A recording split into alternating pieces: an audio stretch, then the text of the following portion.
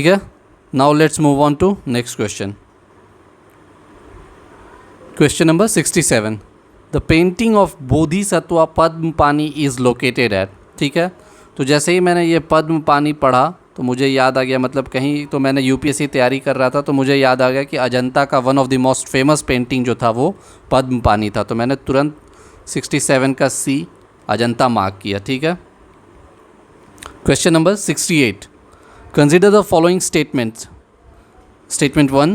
Fa Yan was a Chinese pilgrim who visited India during the reign of Harsa.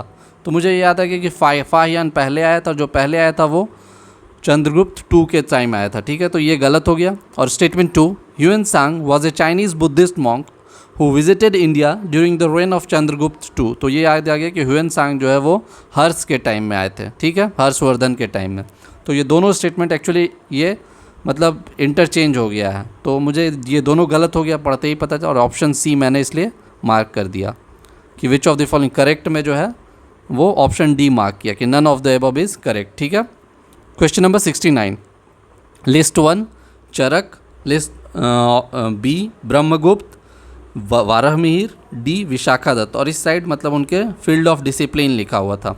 Mathematics, medicine, play right, astrology. तो चरक जैसे ही पढ़ा मुझे याद आ गया मतलब ये मेडिसिन है, तो चरक का सी का 2 कर दिया. ठीक है. और विशाखादत्त जो है मतलब मुद्र रक्षाशा, इन्होंने बहुत फेमस है इनका, वो लिखा था. तो प्ले राइट मतलब मुझे ये याद आ गया, तो विशाखादत्त का 3 कर दिया. तो और फिर ब्रह्मगुप्त जो है वो इम्पॉर्टेंट मैथमेटिशियन थे उस टाइम के, तो इसका 1 कर दिया. और वाराहमिहिर जो है एस्ट्रोलॉजिस्ट थे, तो ये ऑटोमेटिकली 4 हो गया. तो 2 1 4 3 दैट इज़ ऑप्शन ए मैंने देखा और इसे मार्क कर दिया. ठीक है, ये मेरा थॉट प्रोसेस था इसके पीछे. Question number 70. Who among the following introduce the Persian festival Navroz in India. ठीक है, जैसे ही मैंने नवरोज़ पढ़ा और तुरंत बलबन का नाम मेरे दिमाग में आया और मैंने ऑप्शंस भी सारे नहीं देखे and option C that is Balban को मैंने मार्क कर दिया. Next question, question number 71. Nathpanthis, Siddhas and Yogis made devotional religion popular in option A northern India, option B southern India, option C eastern India and option D western India. ठीक है, तो ये मतलब जब मैंने पढ़ा तो मुझे पता नहीं क्यों मतलब ईस्टर्न इंडिया मेरे दिमाग में फिक्सेट हो गया. फिर वो मतलब वो उस टाइम का वो सन्यासी रिवोल्ट भी किसी तरीके से मतलब दिमाग में रोटेट होने लगा और इस कारण से मैंने ज़्यादा मतलब सोचा नहीं और ईस्टर्न इंडिया इसको मार्क कर दिया. Question number 72. Consider the following statements regarding Wood's Dispatch of 1854. Statement 1. It recommended English as the medium of instruction for higher studies. And Statement 2. It laid stress on female education and vocational training. ठीक है, तो Wood's Dispatch जो मतलब वो crown rule में वो जो company rule में आया था, तो मुझे ये याद था कि उसने मतलब ये बहुत मतलब प्रोग्रेसिव सजेशंस था और इसने मतलब वो बोला था कि लोअर क्लासेस में मतलब वर्नाकुलर, फिर जब ट्रांजिटरी फेज़ होगा तो वर्नाकुलर और इंग्लिश, और फिर हायर में इंग्लिश का यूज़ इसने रिकमेंड किया था. ठीक है, तो ऑप्शन 1 सही. और दूसरा ये भी याद था कि फीमेल एजुकेशन और वोकेशनल ट्रेनिंग का भी स्ट्रेस किया था, तो ये 2 भी सही. ठीक है, मैंने मतलब मुझे याद था कि ये प्रोग्रेसिव रिकमेंडेशन था उसका, वहाँ से ये मैंने लिंक किया. तो इसका right answer option C that is both 1 and 2 को मैंने मार्क किया. Question number 73. The Maithili language was started to develop during the reign of which of the following.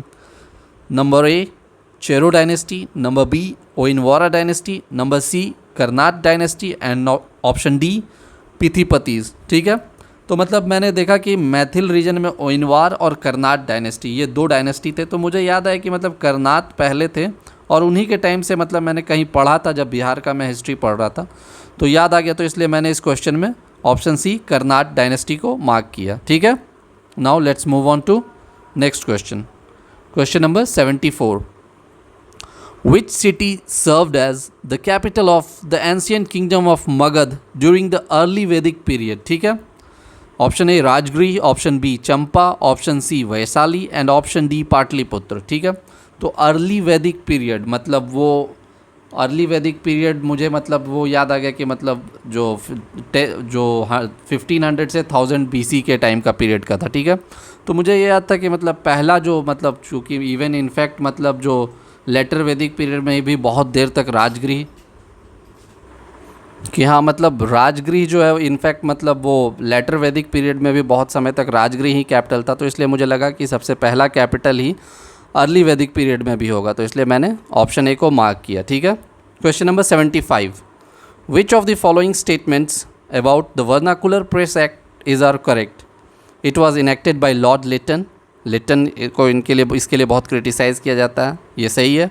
Option 2, it came to be known as gagging act, मतलब press को इसने gag किया था तो इसलिए इसे गैगिंग एक्ट भी बोला जाता था, तो ये भी सही है। And option 3, act was repealed by Lord Ripon. Lord Ripon जो कि तुरंत लिटन के बाद आए थे, उनको इसके लिए बहुत प्रेज़ किया जाता था, तो ये भी सही है। तो तीनों स्टेटमेंट सही है, that is option D, 1, 2 and 3 is right. ठीक है। Next question, which of the following statements about Lord Mayo's resolution of 1870 are correct? Number 1, मतलब लॉर्ड मेयो का मुझे तब याद आया कि हाँ वो एक डिसेंट्रलाइजेशन के लिए उनका ये एक रेजोल्यूशन था, जिससे मतलब वो स्टेट को धीरे धीरे एम्पावर किया जा रहा था, प्रोविंसेस को। इनफैक्ट उस टाइम स्टेट नहीं प्रोविंसेस होते थे। तो पहला statement, it was the first step that bifurcated central and provincial finances. ठीक है, तो ये मुझे याद था कि हाँ ये ठीक है। Option 2, provincial governments were empowered to administer certain services. ठीक है, तो ये मुझे याद आ गया कि हाँ उनको कुछ फाइनेंस दिया गया था और कुछ सर्विसेज जो मतलब उतने इंपॉर्टेंट नहीं थे वो इनको एडमिनिस्टर करने के लिए दे दिया गया था कि हाँ आप इनको एडमिनिस्टर करो। फिर option 3, it is attempted to rectify existing imparity, तो ये मुझे थोड़ा डाउटफुल लग रहा था। And option 4, it is focused on the actual need of the provinces, तो मुझे ये लगा कि नहीं मतलब एक्चुअल नीड ऑफ प्रोविंसेस पे मतलब वो उतना तो ध्यान नहीं दिया गया था बहुत, मतलब वो सिर्फ अपने एडमिनिस्ट्रेटिव कन्वीनियंस, मुझे ये याद था कि ज़्यादा मोर फोकस था एडमिनिस्ट्रेटिव कन्वीनियंस पे, एक्चुअल नीड पे होता तो ज़्यादा फाइनेंशियल डिवोल्यूशन होता, तो इसलिए मुझे लगा कि 4 तो नहीं होगा। तो 4 नहीं होगा ऐसा सिर्फ एक ही ऑप्शन था, that is option A, 1 and 2 only, तो इसलिए मैंने ऑप्शन ए को मार्क किया। और 3 भी मुझे मतलब फिर वो लगा कि नहीं ये नहीं होगा, तो इसलिए मैंने इस क्वेश्चन में ऑप्शन ए को मार्क किया। ठीक है।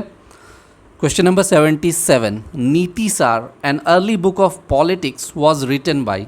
ठीक है, तो पॉलिटिक्स का मतलब 2 इंपॉर्टेंट बुक है, एक वो कौटिल्या का अर्थशास्त्र और दूसरा नीति सार। नीति से खुद पता चल रहा है पॉलिटिक्स, और ये मुझे याद था, मैंने पढ़ा था कहीं पे कि इसके राइटर जो हैं वो कमंडक हैं, तो मैंने तुरंत ये बी मार्क कर दिया। और वैसे भी कौटिल्या अर्थशास्त्र के, चरक वो जो है वो मेडिसिन पे उनका काम था, तो पॉलिटिक्स में बेसिकली यही एक बच रहा था, सी, बी या डी, तो कमंडक मुझे याद था इसलिए मैंने बी को मार्क कर दिया। ठीक है।